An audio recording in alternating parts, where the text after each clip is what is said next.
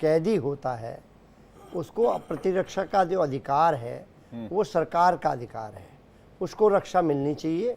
और सरकार का ये फेलियर हमें दिखाई देता है कि क्यों इतने भारी संख्या में जो एनकाउंटर हुए अभी तक, ये बताने को काफ़ी है कि आज जो ये सरकार है वो किस ओर चल रही है।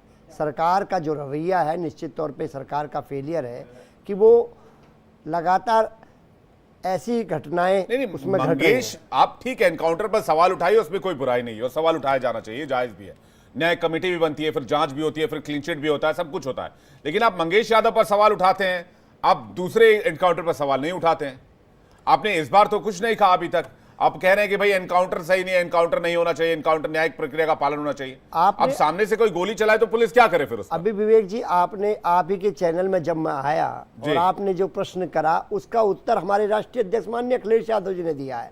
उन्होंने कहा ये सरकार ही वापस नहीं आने वाली जो एनकाउंटर कर रही है, क्योंकि इन्हें पता है हम जा रहे हैं और इनका जाने का मतलब ये होता है ये ऐसी एक प्रक्रिया बना जाएंगे यहाँ पर ना तो प्रवेश हो पाएगा किसी का, ना निवेश हो पाएगा। जब राष्ट्रीय अध्यक्ष माननीय अखिलेश यादव जी किस बात को कह दे तो हम जैसे कार्यकर्ताओं के लिए तो वो आदेश हो जाता है। वो आप वो आदेश मानिए, मैं उसमें भी कुछ नहीं कह रहा हूं। मैं ये कह रहा हूं जब मंगेश यादव का एनकाउंटर होता है तो सवाल उठते हैं, अनुज सिंह का एनकाउंटर होता है तो कोई कुछ नहीं बोलता है। और अनुज सिंह के पिता ने कहा कि अखिलेश यादव को धन्यवाद देता हूं, उनकी वजह से मेरा बेटा मारा गया।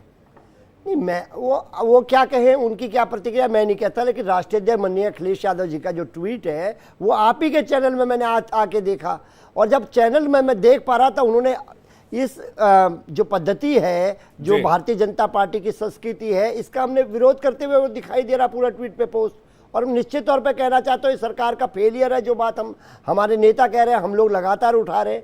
अगर कोई किसी भी जाति विशेष का किसी नहीं, लेकिन ऐसा क्यों होता है? आप लोग मुख्तार के जब मुख्तार का निधन हुआ तब आप लोगों का एक डेलीगेशन उसके घर गया, जब मंगेश यादव का एनकाउंटर हुआ तब आप लोगों ने सवाल उठाया, लेकिन बाकी एनकाउंटर पर आप लोग कुछ नहीं बोलते हैं। जोशी जी, उसके बाद में बाकी मेहमानों को करो जल्दी से। देखिए ये चश्मा तो मीडिया ने और हमारे विपक्षियों ने बना रखा है। हम लोग टोटल जो एनकाउंटर हो रहे हैं उसके विरोध का करने का काम करते हैं और लगातार सरकार पे प्रश्न चिन्ह उठाने का काम करते हैं, और वही आज हमने करा है।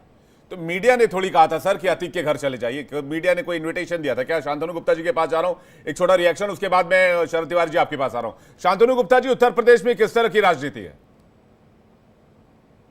देखिए, उत्तर प्रदेश में जो भी रहा है, मैं पला बड़ा उत्तर प्रदेश में, उत्तर प्रदेश की जो संस्कृति बदली है 7 साल में, उससे मैं 2-3 बातों से कहना चाहूंगा। पहले जो उत्तर प्रदेश की फिलॉसफी थी, ये फिलॉसफी थी कि लड़के हैं, गलती हो जाती है।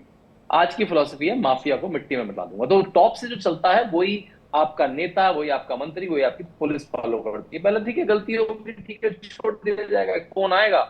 हमने देखा था मुजफ्फरनगर दंगे, पुलिस ने पकड़ा, फिर आजम खान का फोन आया, छोड़ दिया गया। आज क्या होता है, अगर अपराध होगा तो बिल्कुल इल्जाम तक जाएगा। आपको पता है कि विवेक, उत्तर प्रदेश में जो कन्विक्शन रेट है, एक बार तो केवल पकड़ लिया, कन्विक्शन रेट मतलब कोर्ट से फाइनली सजा होना, वो 70 से 75% पहुंच गया पिछले 7 साल। वो सबसे इंपॉर्टेंट वही बात होती है कि आप कन्विक्शन कर पा रहे नहीं कर पा रहे। उत्तर प्रदेश पहले 1 डिस्ट्रिक्ट 1 माफिया प्रदेश होता था। पहले पता होता था कि अच्छा मेरठ है कार चोरी के लिए, अच्छा गाजियाबाद है, नोएडा है किडनैपिंग के लिए, अच्छा बनारस गाजीपुर है सैंड माफिया के लिए, और पूरे सारे प्रदेश है चीटिंग माफिया के लिए। बिल्कुल मतलब एक कंबाइंड ग्रुप चलते थे। जब वो निस्ते नाबूद होंगे तो जो उनको प्रोटेक्ट करते थे वो दिक्कत में आएंगे। वन डिस्ट्रिक्ट 1 माफिया से 1 डिस्ट्रिक्ट 1 प्रोडक्ट में आना आसान नहीं होता। देखिए, पहले उत्तर प्रदेश केवल विवेक क्राइम में नंबर 1 होता था, आज वो इन्वेस्टमेंट में, जीडीपी पर कैपिटा में, तो ये पूरी व्यवस्था जो परिवर्तित हुई है। और देखिए, आप जब कोई भी व्यक्ति एनकाउंटर पे प्रश्न उठाता है, तो मैं सुप्रीम कोर्ट में एक लॉयर थे केटीएस तुलसी, जब उन्होंने पंजाब पुलिस के केस लड़े तो उन्होंने कहा there only 2 types of cop, 2 तरह के कॉप होते हैं, कोई कॉप और डेड कॉप। भाई उसके पास समय नहीं है क्या वो देख के नहीं, अच्छा वो यादव को मारूंगा फिर उसको मुसलमान को छोड़ दूंगा, अच्छा वो सिंह वहां से जा रहा है, उसको सामने से जो हमला वो मारता है। ये लोग, आप लोग विवेचना कर सकते हैं टीवी बैठ के, पुलिस वाले बैठे हैं पैनल पर, वो बताएंगे। वो उनके लिए होता है कि भाई ये टारगेट है, मुझे अगर इसको पकड़ना है, इस पर दबिश करनी है, अगर ये पकड़ में आ गया अच्छी बात है, इसे कोर्ट में लेके जाऊंगा, नहीं अगर वो सामने से फायरिंग हो तो पुलिस अपनी जान बचाएगी। मुख्तार अंसारी हो, चाहे वो आजम खान हो, चाहे वो अतीक अहमद हो, चाहे वो गायत्री प्रजापति हो, जिन सबको जेलों की सलाखों के पीछे होना चाहिए था विवेक, वो विधानसभा और संसद में थे, और समाजवादी पार्टी का पूरा प्रोटेक्शन था उसको। मुझे पता है आपकी डिबेट में विक्रम सिंह जी आते हैं, बिजलाल जी आते हैं, इन लोगों को इधर पुलिस में थे, इसलिए अखिलेश यादव ने केस कर दिया था, क्योंकि एक आतंकवादी दूर से मर गया इनकी कस्टडी। Can you imagine? इस लेवल का था। तो उस लेवल से जब उत्तर प्रदेश इतना भयमुक्त होता है तो बहुत लोगों को दिक्कत होगी जो प्रोटेक्ट करा करते थे। जी, जोशी जी रिएक्ट करना चाह रहा हूं, उसके बाद मैं एलन राव जी के पास जा रहा हूं। क्या पॉपुलैरिटी के लिए पुलिस का एक एजेंडा है एनकाउंटर? आप जोशी जी जल्दी से 10 सेकंड में रिएक्शन दिए, फिर मैं एलन राव साहब के पास मेरे को लग रहा है शांतनु जी ने, जो योगी सरकार में एमएलए, एमपी और मंत्री हैं, उनका हलफनामा नहीं पढ़ा है, चुनावी हलफनामा। सबसे ज़्यादा आपराधिक मामले अगर चल रहे हैं तो भारतीय जनता पार्टी के नेताओं पे चल रहे हैं। इन्हें शायद बृजभूषण सिंह का याद नहीं है। बृजभूषण सिंह को तो चमत्कारी पुरुष मानते हैं, इनकी बातों से मुझे लग रहा है। ये मानते होंगे सैगर को, एमएलए जो उनका है, चमत्कारी पुरुष मानते होंगे। चिन्मयानंद स्वामी को ये चमत्कारी पुरुष बोलेंगे। और ये उन 3 बीएचयू के लड़के को जो रेप करते हैं लड़की का, उनको भी चमत्कारी पुरुष मानते होंगे। शांतनु जी, क्यों नहीं उनकी बड़ाई कर रहे हैं आप आके? बताइए ना वो किस पार्टी से बिलोंग करते हैं। निश्चित तौर पे आप सबसे ज़्यादा अपराधी अगर किसी में हैं, आप ट्रैक रिकॉर्ड उठाइएगा। आप लेखक लिखा है आपके नाम के आगे, अगर आप लेखक हैं तो जरा उसका जरा उनके चुनावी हलफनामे को एक बार पढ़ लीजिएगा। आपको पता चल जाएगा भारतीय जनता पार्टी के हाथी के दांत दिखाने के और खाने के और। शांतनु कुछ कहना चाह रहा है, उसके बाद एलन राव साहब के पास जा रहा हूँ।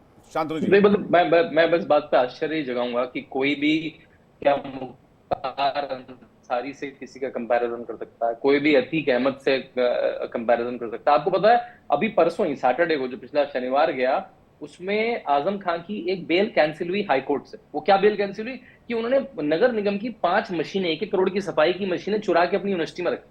मतलब ये उनके मंत्री हुआ करते थे। जब अखिलेश यादव मुख्यमंत्री थे तो आजम खान को एक डिप्टी मुख्यमंत्री माना जाता था कि 5 मुख्यमंत्री से एक माने जाते थे। वो आदमी किसमें पकड़ा जा रहा है? वो 5 मशीनें नगर निगम की अपनी सरकार की चुरा के अपनी यूनिवर्सिटी में रख रहा है। ऐसे लोग तो इनके मंत्री थे। गायत्री प्रजापति तब से छूट नहीं पाया। शांतनु, डिबेट आगे बढ़ा रहे हैं। क्या गुंडों माफियाओं को शरण देने का जो आप आरोप लगा रहे हैं, आज एनकाउंटर पर सवाल क्यों उठाया जा रहा है? मैं एलन राव जी के पास जा रहा हूं, उसके बाद बीजेपी और कांग्रेस के प्रवक्ता के पास आऊंगा, फिर सौरभ दुबे जी आपके पास भी आऊंगा। एलन राव साहब, क्या पॉपुलैरिटी का एक ये बन गया, टूल बन गया एनकाउंटर?